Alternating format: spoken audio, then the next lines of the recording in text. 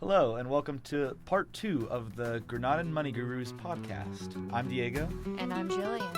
Let's get into it.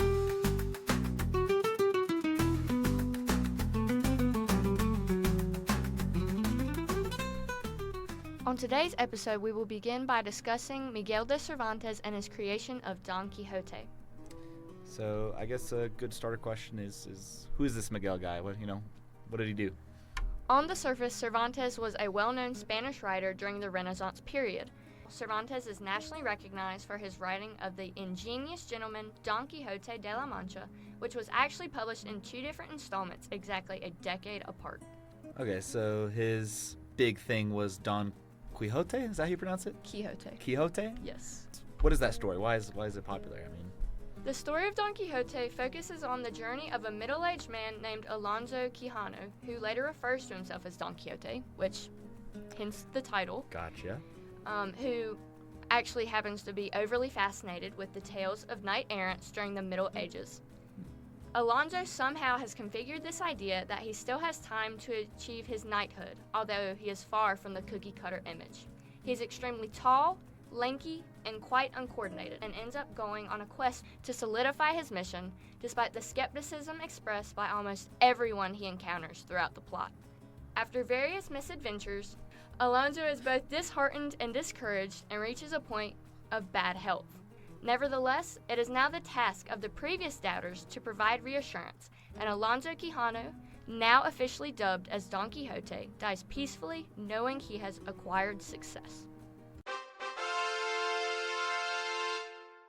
Give me the story outline. It sounds interesting. I'd read it, but why is it so significant?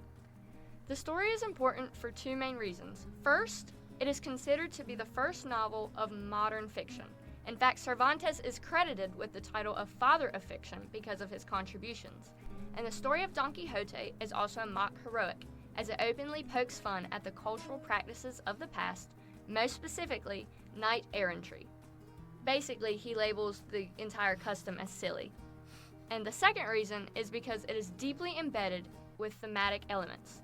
It is Cervantes' character of Don Quixote that allows the audience to understand that age has no limit, and the utmost emphasis is placed on creativity and the imagination. So he was really important, I guess, in the literary world. But, this podcast is about Granada, Spain. How does Don Quixote fit in Granada's historical background? Truthfully, Don Quixote's connection to Granadan history is not initially revealed until chapters 8 and 9. Cervantes asserts within the story that he himself did not create Don Quixote, and instead merely translated a previous work completed by a Muslim author and historian named Cide Hamete Benengeli. By doing this, Cervantes bridges the gap between the Spanish Christian present and Granadan Muslim culture of the past. It is an implicit reference back to the fact that Granada was once ruled by the Moorish kingdoms prior to the Reconquista era of 1492. And this combination of cultures happens in a lot of places in Granada. So let's take a quick break and we'll talk about it some more.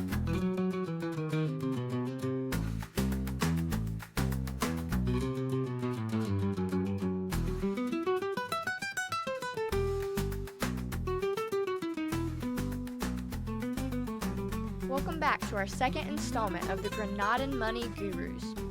So Diego, I understand that in the previous episode, Bright and Brody went over a lot of history in Granada. They talked about the Moorish rule, the Nasrid dynasty, and Catholic rule.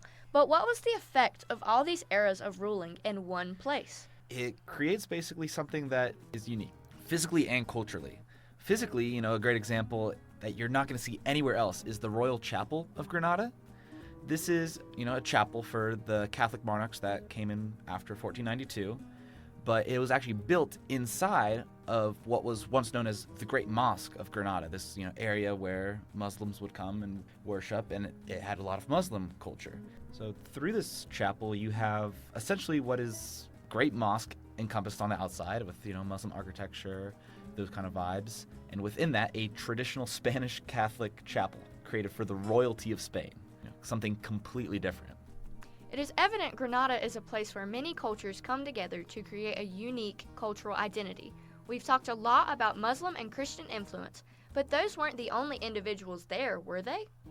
No, Granada was much more than just Christians and Muslims. Specifically, the Gitano people, or the Romani people, the Roma, Gypsies, they're called a lot of different things, but they played a big part in contributing to Granada's culture.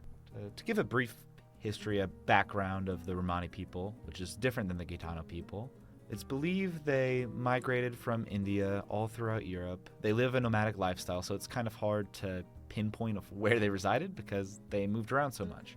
But long story short, eventually they got to the Iberian Peninsula, the region of Spain, in around the 15th century, which, if you recall during the first section with Bright and Brody, is before the Catholic monarchy came in.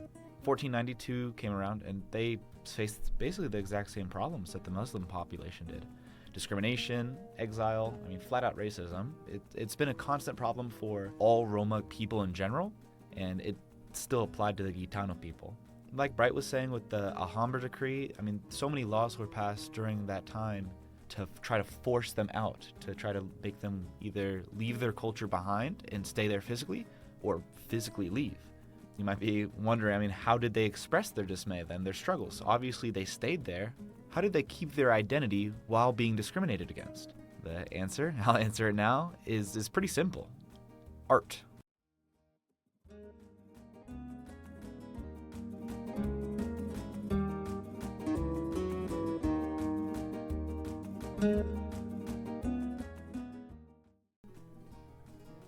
So the Gitano people were under discrimination of the Catholic monarchy. What did they do? How did they preserve their identity? Well, one of the ways you just listened to. Flamenco. Flamenco is an art form that comes directly from the Gitano people of the Granadan region. It's not just Roma influence. Gitano people conversed with Jews, Muslims, many different ethnic cultures to create what is flamenco, making it distinctly unique from any other Romani group, any group in general. Flamenco is an art form that combines music and dance and facial expressions, hand gestures, everything in between, just to convey emotion, to convey something that someone's been through. It's become a staple of Spain's culture. It's mesmerizing to watch, even without knowing the cultural significance.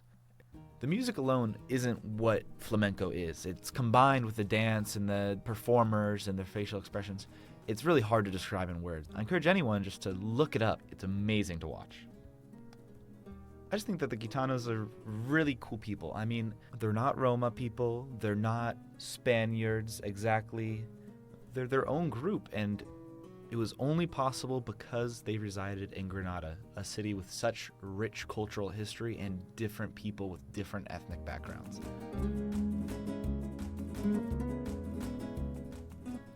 All right, we've gone over a lot today. We've talked about Miguel de Cervantes and Don Quixote. We have talked about the Gitano people in Granada. The list goes on.